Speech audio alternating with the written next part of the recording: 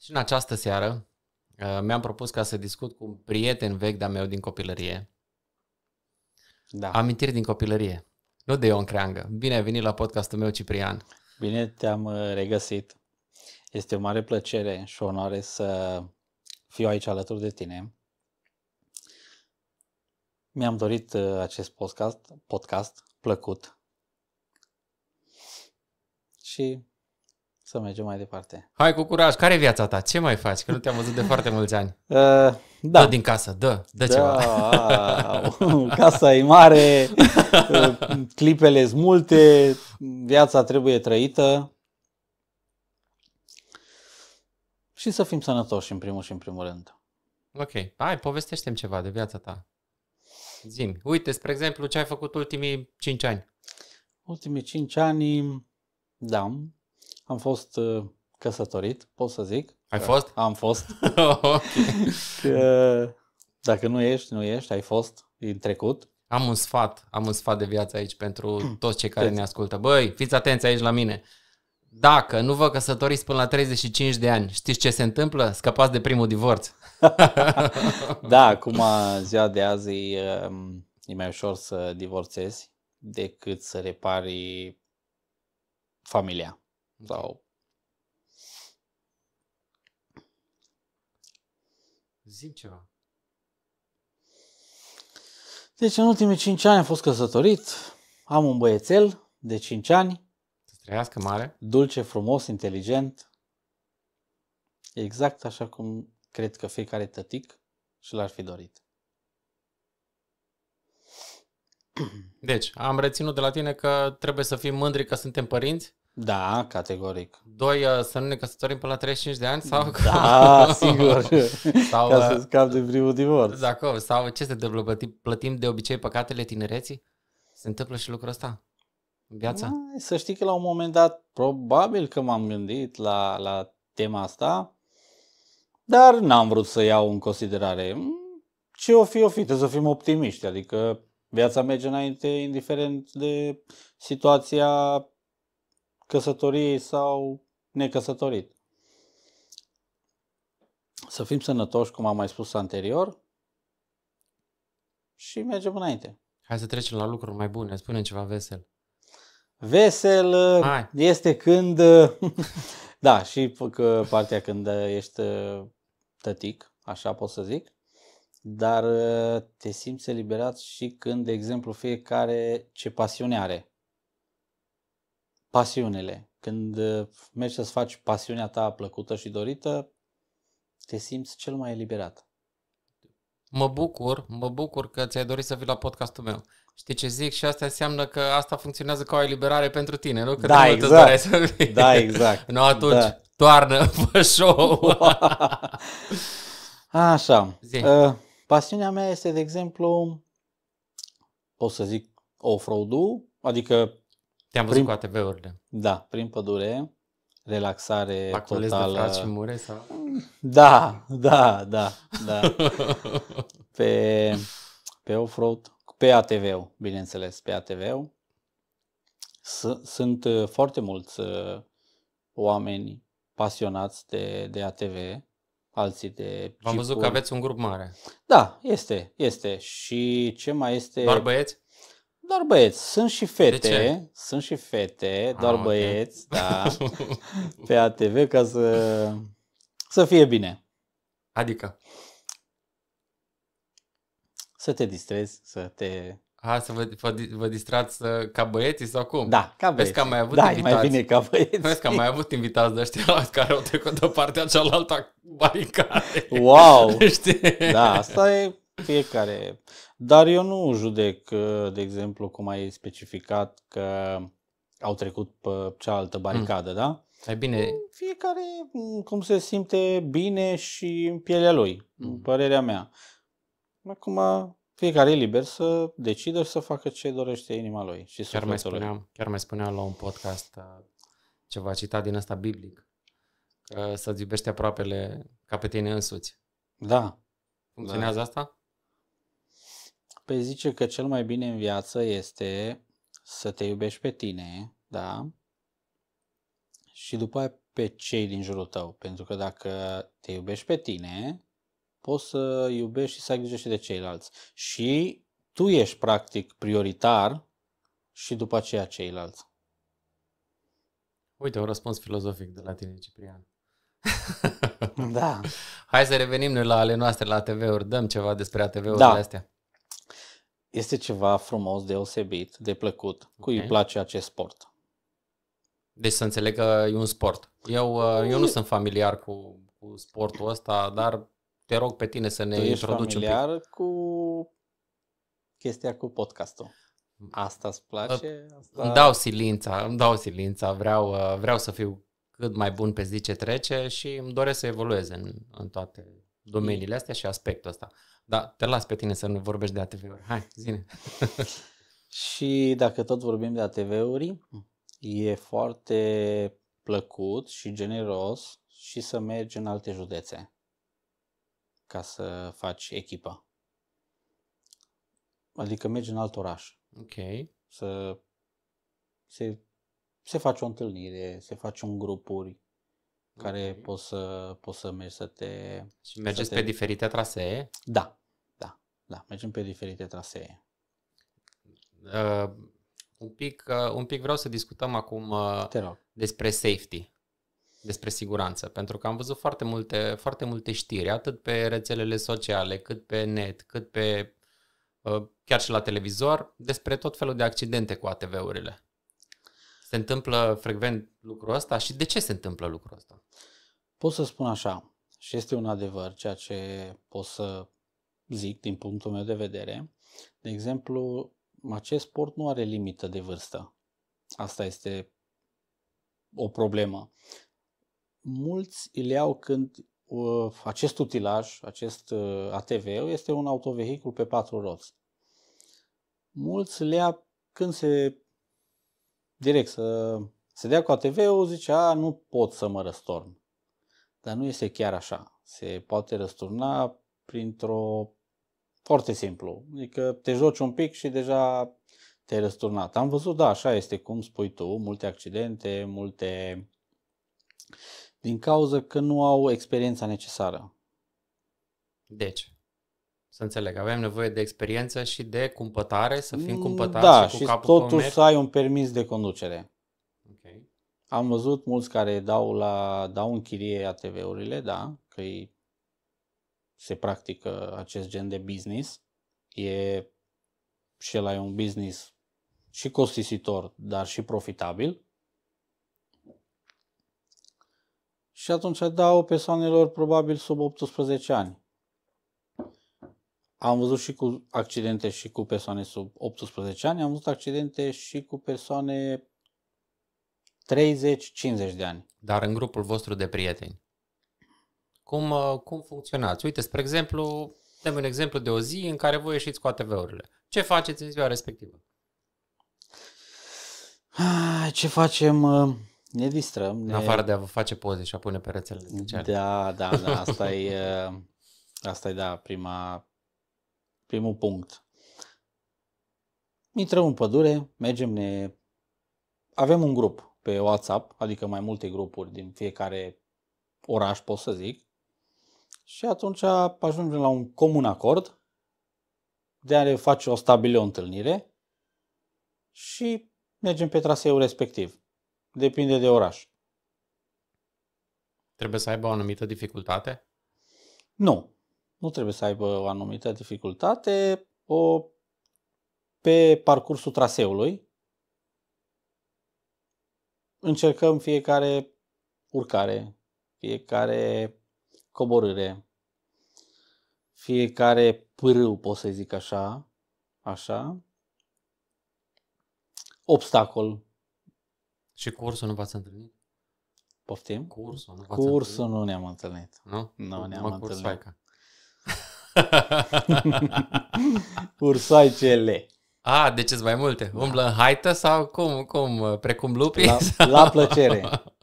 Bun. Hai să discutăm despre altceva. Zi-mi un subiect pe care tu ți-l dorești să-l discutăm în seara asta aici la podcast. Acum ATV-urile le-am înțeles, am văzut. Ăla l-am dezbătut. Spune-mi tu un subiect pe care noi vrei să-l discutăm, să ne dăm cu părerea despre el. Un subiect, eu zic, de viață. Ok. Viața de zi cu zi, viața din ce viață a fost în trecut, care mă bucur că foarte mult că am trăit-o, am apucat acea viață bună care a fost în trecut față de viața de ziua cu azi, din zilele de azi. Bun. Și întrebarea mea favorită, de multe ori folosesc întrebarea asta referitor la viață și viața din trecut. Dacă ai avea o mașină a timpului și ai avea capacitatea să călătorești în timp, acum 20 de ani, câți ani aveai? Acum 20 de ani aveam 20, cam așa. Erai miezul, nu? Da, 18 ani. Bun. Ce sfat ți-ai da? Ce sfat mi-aș da? Probabil că acel sfat ar fi să fiu mai precaut. Să fiu mai precaut și cu prietenii și cu tot așa în general. Ce înseamnă un prieten pentru tine? Prieten înseamnă pentru mine acela care este lângă tine când ai nevoie. Nu doar la bine și la rău. Nu. Că mulți sunt prieteni doar când e bine. Și când e rău, nu mai sunt prieteni. Ca umbra? Apar când răsare soarele? Exact. De ce se întâmplă asta? Și de ce majoritatea dintre invitații pe care am avut la podcast, toți cam spun același lucru despre prieteni? Unul singur, dar bine, dai tinerel încă, la 20. Nu, ca să trăiască viața. De ce se întâmplă asta? De ce se întâmplă asta? Pentru că în trecut, așa, au fost mult mai uniți prietenii, cunoștințele și mai de cuvânt decât acum, în acest timp. Ok. De cuvânt. De cuvânt înseamnă dacă spui ceva, acel ceva să fie real și adevărat demonstrativ, nu doar pe vorbe și pe fapte nu. Și toți trăim același periplu, să-l numesc așa, a prietenilor? Probabil majoritatea care au apucat să trăiască timpul din trecut, cum ai pus întrebarea, acum 20 de ani. Da. Și ai adus la cunoștință faptul că ai avut un invitat care nu a fost nu de acord, care avea 20 de ani. Avea 20 de ani. Și avea exact. Atunci era proaspăt născut. Și noi am trăit atunci acele clipe și momente foarte plăcute. Foarte plăcute. Cel puțin eu. Și dacă cred că întrebăm pe toate persoanele care au apucat să trăiască în trecut, acum 20 de ani, sunt convins că au aceeași părere. Hai, spune-ne o amintire memorabilă. Care ți-a rămas ție în minte, o întâmplare veche, antică și de demult, care ți-a rămas ție în minte, să râdem toți de aici. Hai. Da, așa, bun. Cum eram mai mulți, vreo 5-6 băieți, okay. Așa, am zis fiecare la iubitele noastre că mergem la cules de struguri. Și noi am mers la distracție. Și o cunoștință comună. Dar vreau să te întreb ceva. Seara ați mers la cules de struguri? Nu, dimineața. Ok, bun. Așa. Și seara să rămânem la respectivul, la casă, cum ar fi venit, până a doua zi. Și un băiat care era prieten cu noi, dar nu a venit, așa, iubita lui a plecat în cea excursie.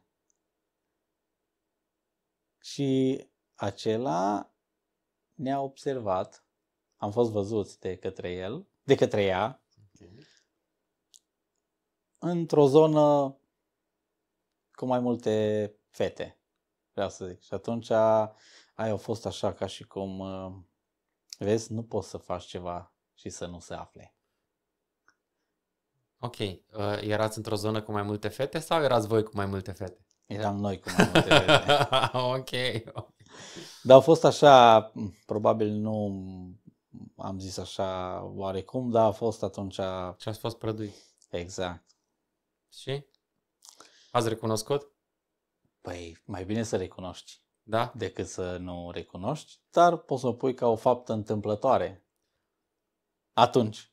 Acum... Un pic dacă se deschide ușa, știi ce se întâmplă, nu? Intră toată lumea.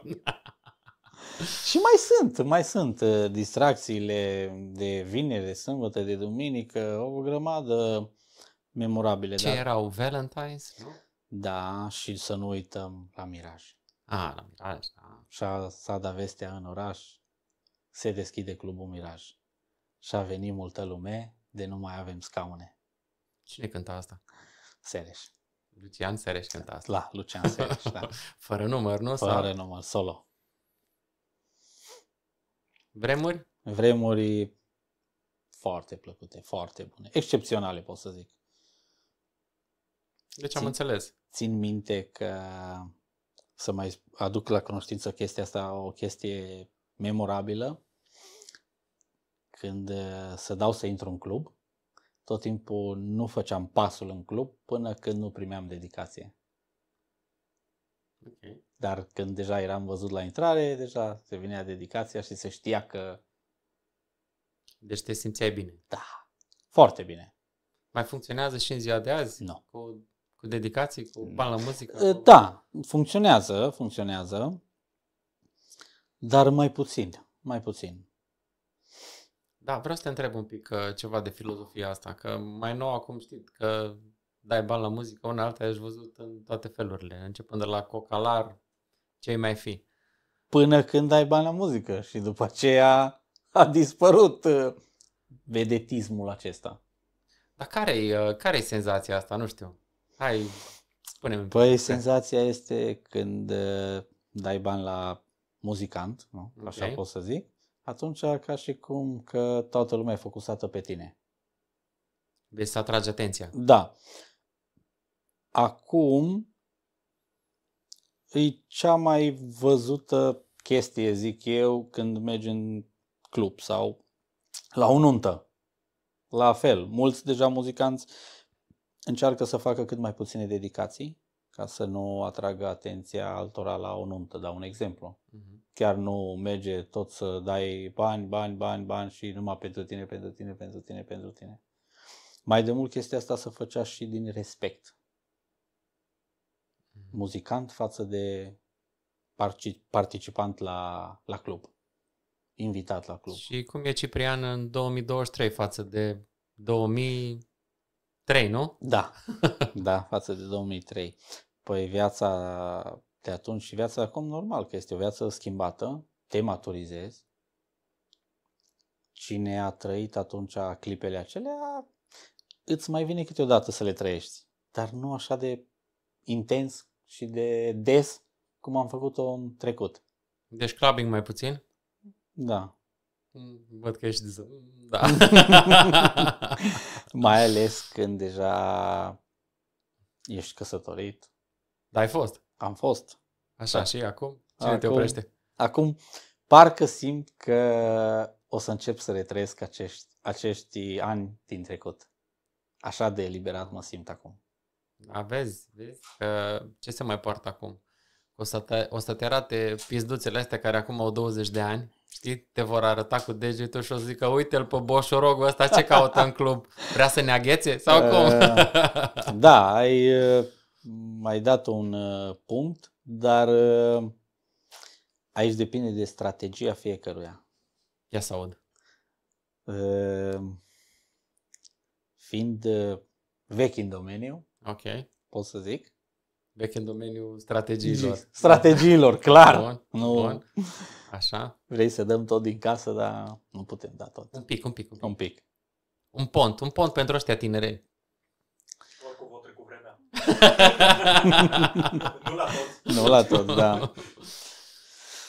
Trebuie să fii tu însuți și să fii foarte convingător și când spui ceva, să susții acel ceva și să fii drept și sincer. Nu mai merge cu giugulugu. Nu merge cu o cheie de mașină și cu Da. niște haine scumpe îmbrăcate de tine, cu niște Balenciaga în picioare, mai iau și un LV și mi-au și un tricou Hugo Boss de la mare, Da. Boss. Dacă nu se vede merge. Boss sau Gucci pe tricou No? și Balenciaga în picioare, nu. Da, acum asta e moda actuală. Pică astea. Am mai auzit. Dar vor pica. Nu știu că n-am mai practicat, dar am mai auzit. Da. Vor pica deoarece, cum ai zis, da, îmbrăcămintea schimbă omul. Îmbrăcămintea schimbă omul. Dar atâta poate să schimbe omul cât o poartă. Când o dă jos, e alt om. Și să nu uităm un lucru, când intrăm la duș și ieșim de la duș, toți suntem la fel. Ca și cum venim pe lumea asta și plecăm. Exact. Tot în pula goală, noi ca bărbați o să mergem. De asta m-a dus la între- cunoști. Bun, dar eu contest chestia asta Ia că să toți aud. suntem la fel când ieșim din duș, că poate ai scăpat săpunul și nu mai ești la fel toată viața. Ai alunecat și ai picat. Nu știi unde. O picat altcineva. Da, e foarte, foarte bună. Da, e vechea asta cu am scăpat săpunul. Da. Că probabil se practica în altă Da, bun, parte. hai, dă-ne un pont. Dă-ne un pont de 2023. Un pont de 2023. Tânăr, holtei, văd că ești acum, nu? Da, Tânăr, holtei sigur. și de perspectivă. Dă-i pe perspectivă, spune-ne o perspectivă. Liberă trecerea la... Liberă la mare. Exact. Zi. Hai că te ascultăm. Da. De să fie adevărat. Depinde acum din ce perspectivă. De asta de zi cu zi, de... Cum am mai zis, trebuie să fii tu însuți, în primul și în primul rând. Și să faci ceea ce îți place și ce te face fericit, împlinit. Ok. 2 surori gemene la care le dai 200 de euro și fac orice pentru tine, te fac fericit? Eu cred că face fericit orice bărbat. Da?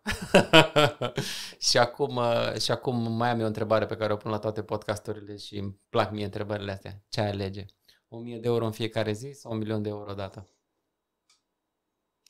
1.000 de euro în fiecare zi, ai zis? Da? Sau 1.000.000 de euro odată? Mai bine 1.000 de euro pe zi. Vreau să aud de ce. De ce? Cred că mulți, dacă le dai 1.000.000 de euro, mulți, adică pot să zic, Deci, întrebarea o pun personal, e pentru tine. da, e pentru mine. Ok. 1.000.000 de euro te schimbă, deoarece banii schimbă omul și cred că mulți s-ar panica să aibă 1.000 de euro 1.000.000 de euro odată. Eu zic că n-ar ști ce să facă cu ei. Ok, de ce alegi 1.000 de euro în fiecare zi? Siguranță? Da, siguranță și poți să faci 1.000.000 de euro din 1.000 de euro pe zi. În 3 ani ai adunat. Dar să-ți mai spun și de ce. E mai bine. E pentru tine bucuria de a face tu ceva cu acei 1.000 de euro. Te bucuri mai mult de lucrul acela de reușita ta, de a face tu 1.000.000 de euro, decât să primești 1.000.000 de euro. Adică să muncesc. Dacă vrei bani, trebuie să muncești. Și atunci din ăla puțin și tu faci mult, cred că e cea mai mare bucurie și satisfacție decât să-ți dea cineva 1.000.000 de euro și... În ce ai investi? În ce aș investi? Cred că prima dată ce aș investi, am văzut că merge foarte bine partea asta de mâncare. Omul are nevoie să mănânce. E o părere... Food and beverage. E Ok. o părere de-a mea. Și după aceea... Hai să facem un exercițiu de imaginație. Să zicem că îți faci un restaurant, da? Da. Cum s-ar numi restaurantul?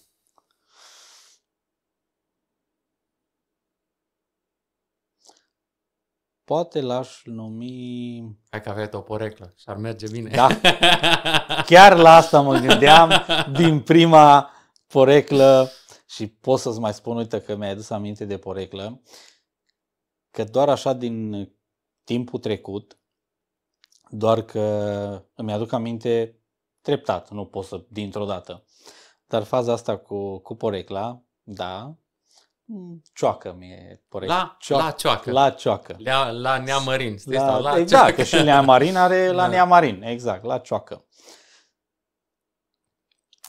Era la cioacă bătrânul, cum ar veni, și merge cu mașina, fiind la dezmembrări, da? Mergea cu mașina și a pus numărul de înmatriculare invers. L-a montat el numărul de înmatriculare și l-a montat invers. Adică să-l citești invers, cu tosul în sus. Și Calea Radului, da, cum ar veni, era un post de control de poliție. Că atunci acolo era post de control. Și l-a oprit poliția. Și a zis, domnul, da, cum stăm cu numărul? Nu-i corespunzător? Hai, m-am grăbit, da, știți că mergea tot timpul mai de mult cu cunoștințe, ca peste tot și în ziua de azi. Dacă n-ai cunoștințe, nu ești băgat în seamă. Și a zis, păi eu cioacă de aici de la dezmembrări. Păi nu, zice, noi pe cioacă la mic îl știm. Adică eu fiind mic, zice, noi pe ăla îl știm. Da, a fost tare. Și asta e o amintire care ai adus aminte mai devreme de ce ți-a rămas în minte din timpurile vechi. E o chestie care mi-a rămas. Sunt mai multe chestii, dar ți le aduce aminte așa treptat, nu poți dintr-o dată. Și acum să revenim la ce ai spus tu cu restaurantul. Așa. Era și o vorba asta cu restaurante, baruri, cafenele și localuri. Doamne, of, ce viață mai duceam. Da, cunoaștem melodia. Da. Deci se face un restaurant ca să ai aduce lăutari, nu? Sau? Da, aș aduce și lăutari, dar treptat, nu dintr-o dată, nu zi de zi, că se plictisesc oamenii. Trebuie tot timpul să ai cu ceva mai nou, cu ceva, o speță nouă, ceva. Ok. Și din restaurant ai putea să faci 1.000.000 de euro. Dar mândria de a face 1.000.000 de euro e cea mai puternică când, asta cum ți-am mai zis, ca să muncești tu pentru banii aia.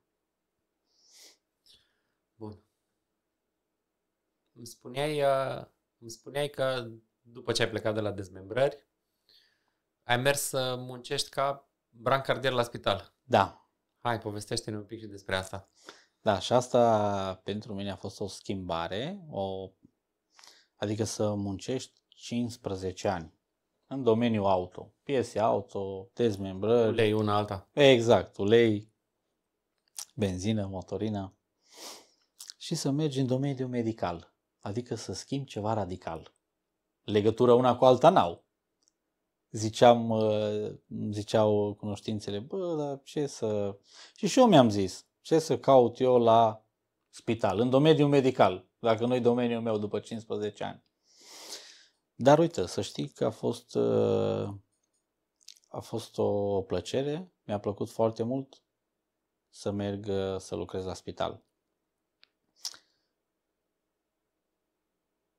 Și în ziua de azi aș fi rămas, acum nu mai sunt, din motiv că a vrut să-mi schimbe poziția și locul. Și atunci, dacă să mergi să faci ceva ce nu-ți place, mai bine renunți. Adică ce să te oblige cineva să faci ceva? Dar cum ai ajuns tu?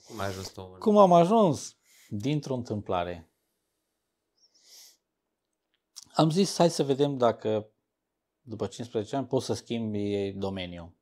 Să încerc. Și a fost un challenge pentru tine. Exact. Și un challenge plăcut. Dar ai terminat asistenți? Nu am terminat. Urma să fac cursul de asistent. dacă rămâneam dar o să mai încerc, nu mă las. Îți dai silința. Îmi dau silința. Bun, ce planuri de viitor ai? Hai. Spune-ne un plan de viitor pe care poți să-l spui. Pe care pot să-l spun. Da. Plan de viitor este să faci bine. Deci te pocăiești. Nu, ești vorbă, nu. M-am născut ortodox, mor, nu. Că de obicei la ei aud la asta, să faci bine, numai bine să facem. Pe mentalitatea asta. Da, probabil, da. E o mentalitate bună, dar nu înseamnă spre pocăință, nu. Okay. Și iar nu judec nici oamenii care sunt pocăiți dacă ei vor să de bine. Schimbe religia, da, corect. Bun, hai să revenim, să faci bine. Cum? Deci, vrei să mergi să fii asistent? Să ajuți oamenii să faci un bine în domeniul ăsta? Și asta. Am văzut foarte multă lume când deja ai ajuns la spital, ești pe patul de spital, acolo nu te întreabă boala, nu te întreabă cine ești, de unde ești și ce putere ai. Că unul era procuror, unul era un om normal de rând, că aici așa se zice, dacă ești procuror sau ești polițist, vai ce... Nu o să ajungi pe patul de spital, dar nu e așa. Cu cât toți care au fost cei mai încrezători, poate au depicat. Și așa, parcă am prins așa un vlag, să fiu puternic și să-mi doresc să-i ajut. Am prins și am intrat pe secția de cum a fost COVID-ul. Ok. Foarte mult oameni neajutorați din partea familiilor am văzut. Și am meritat tot efortul să fac să-i ajut. COVID-ul o poveste memorabilă pentru noi, pentru umanitate din 2020 încoace? Da, Ce înseamnă, uite, pentru tine? Cum ți-a rămas ție în cap lucrul ăsta? Muncind la spital. Da. Păi îți rămâne, chiar dacă nu vrei, fiecare parcurs al fiecăruia are un moment memorabil și îți rămâne deoarece când faci pasul ăsta de la piese, la mașini, intri în domeniul medical. Și atunci îți rămâne memorabil și poți să vezi dacă chiar vrei sau nu vrei. Și am simțit așa că un șfâc. Ok. În esență ai trecut de la reparat mașini la reparat de oameni. Da, exact, da, bine punctat. Și te ajută să fii mai împlinit lucrul ăsta? Te-a ajutat? Da, parcă, da, îți dă așa și ca să aduc la cunoștință și echipa cu care lucram. Echipa cu care lucram zi de zi, sau când eram de servici, de gardă, mai bine zis,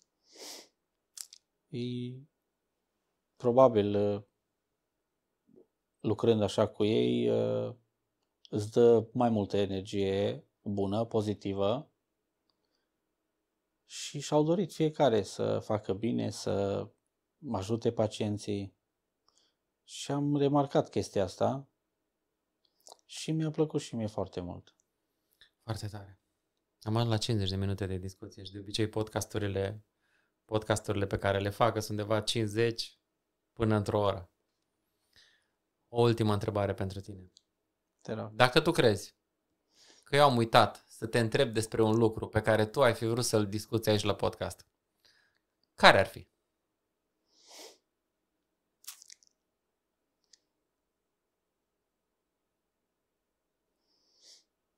Nu știu, chiar nu-mi trece prin cap acum. Emoții? Vreau să discutăm un pic despre emoții. Da.